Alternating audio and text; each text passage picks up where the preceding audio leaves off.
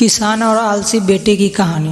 बहुत समय पहले एक गांव में एक किसान रहता था। उसके पास काफी संपत्ति थी क्योंकि उसने बहुत सालों तक खूब मेहनत किया था। उसके पास बहुत बड़े बड़े खेत थे, पर वह बहुत दुखी था क्योंकि उसके बेटे बहुत पसंद आलसी थे।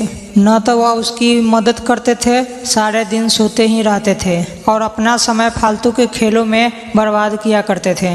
एक दिन किसान बहुत बीमार पड़ गया। उसके बेटे ने डॉक्टर को बुलाया, जहां डॉक्टर ने कह दिया कि आपके पास ज़्यादा समय नहीं है, आपकी कोई आखिरी ख्वाहिश हो तो पूरा कर ले। वैसे तो आलसी बेटे कुछ काम नहीं किया करते थे, लेकिन वह अपने पिता से बहुत प्यार करते थे।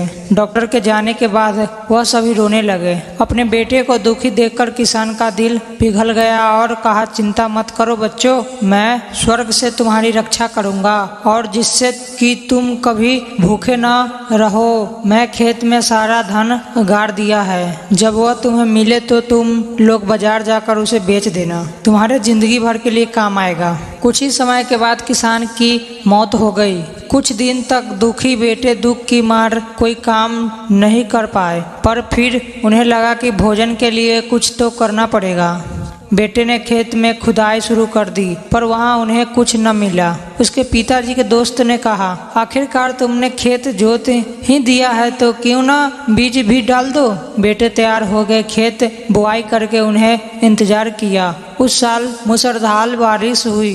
एक दिन जब बेटे सुबह उठे तो उन्हें हवा में लहराते हुए अपनी फसल देखी। यह सब देखकर उसकी आंखें फटी की फटी रह गई और उन्हें कहा कि यही वह धन था जो पिताजी हमारे लिए छोड़ के चले गए थे। अगर हम काम करेंगे तो हम कभी भी भूखे नहीं रहेंगे।